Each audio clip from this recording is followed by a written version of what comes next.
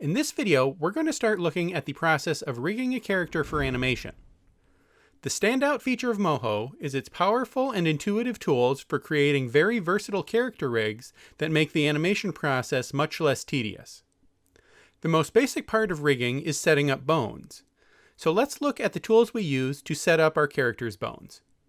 First of all, we need to create a bone group and put all the artwork layers for the character inside it. There's already a root group for the character here, so I'm going to right-click and choose Convert to Bone.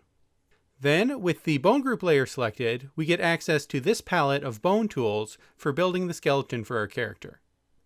Let's try these out by rigging this character. The exact way you use bones will depend on your character's design. But for this video, we're just focusing on learning how the bone tools themselves work. First, we need the Add Bone tool. With this, you just click and drag to draw out a bone. For a character, you generally want to make a root bone at the hips of the character. This is the bone that is just used to move the whole character around, not specific body parts. It's a good idea to have it sticking out like this to make it easy to grab. Now notice that up on the toolbar, you can give your bones a name as you go to help you select them later. Your character will probably end up having a lot of bones, so this is a good idea. Now let's keep going, making the bones for the legs, putting the joints wherever we want the character to be able to bend. If you have a shape that you want to bend, be aware of where your control points are on the artwork layers. You're going to want a control point directly on either side of the joint.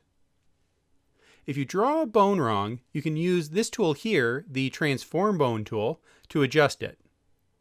Now here on frame 0, this will define the default position and size of the bone, but later, when you're out on the timeline animating, this Transform tool will stretch and rotate the bones and the artwork bound to them.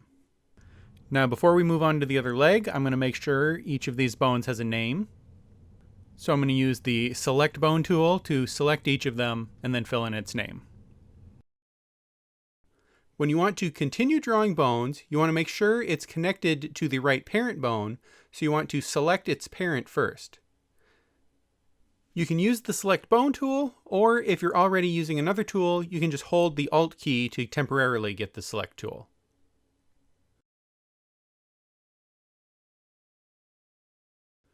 If you ever do accidentally draw a bone that's attached to the wrong parent, you can use this tool, the Reparent Bone tool, to fix it. These arrows show you what bone is parented to what, and if you need to change something, just Alt-click to select the bone, and then click the bone you want to be its parent. If you don't want a bone to have a parent, select it and then click an empty part of the scene. So I'm just going to go through and finish out the rest of the bones for this character. Now, after you have bones, the next thing you might want to do is use the Bone Strength tool. This region around the bone defines the portion of the artwork that the bone has influence over when it flexes the artwork at the joints. Click and drag left or right on a bone to increase or decrease the strength of the bone. In most cases, you want to scale this area to just fit inside the part of the body that it's meant to control. Focus especially on what it's overlapping near the joints. There are also cases where you might want to bring this all the way down to 0 strength. Like for example, the root bone doesn't need any strength. Now you might need to experiment to find the right strength. To actually move the bones to see how it affects the character, you can use the Manipulate Bone tool. If we try to use this now, we see we get a lot of distortion. This is because right now the bones on the main bone group are treating everything in the group as one piece of artwork. What we need to do before this will work is bind specific layers to specific bones. The main way you'll generally do this is called flexi binding. This method lets a set of bones distort a layer of artwork to bend at the joints, even if there's only a single layer of artwork. For example, with the leg here, I have a single layer for the leg, and we want it to be affected by these two bones. So to bind that layer to those bones, we keep the layer selected, And we need our bone selection tool. Then shift-click to select both bones, and move up to the bone menu and choose Use Selected Bones for Flexi Binding. And that has a keyboard shortcut because you're going to be using this command a lot. Now, if we switch back to the Manipulate Bone tool and try to move the leg again, there's still some distortion because we need to do that for all the other layers as well. I'm just going to quickly go through and bind all the layers to the right bones.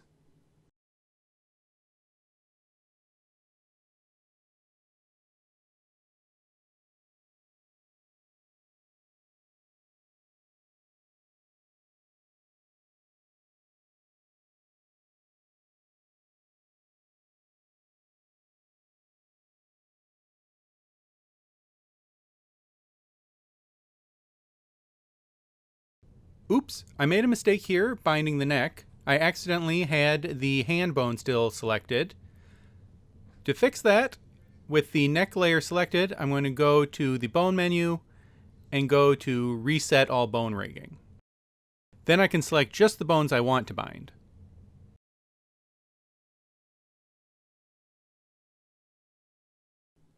And now if we try the leg again, just the leg bends along with the bones. But you can see there's some distortion around the bend that might not look how you want. You can try to correct this by adding additional points to the layer at or around the bend, or adjusting the bone strength. But in a case like this, where we have two bones in a straight line, we should select the layer that they're bound to, and then select the two bones and come up to Bone, Create Smooth Joint for Bone Pair.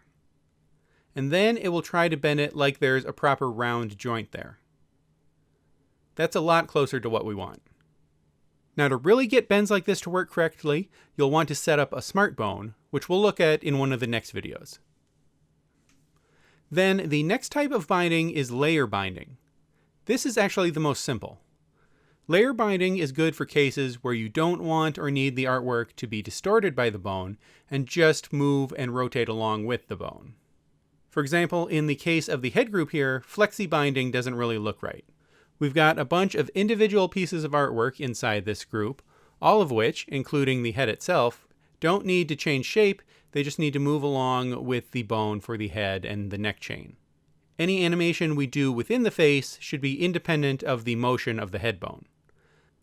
So let's just layer bind the head group by selecting the group, and then over here in the Tools palette, this is the Bind Layer tool. Then we just need to click on the right bone. Now if we move that bone, the head just moves along with it. And actually, let's layer bind the back hair layer too. So now that layer moves along with the head as well. The last way you might bind artwork to your bones is point binding. This lets you bind individual points of a shape to different bones. So you could select exactly the bones you want to be affected by one bone versus another. Let's look at an example where you might do that. So look here at the neck layer. Right now it's flexi bound to the chest and neck bones. You can see those are highlighted in green.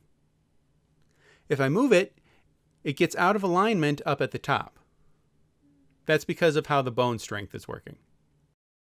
If I clear its binding,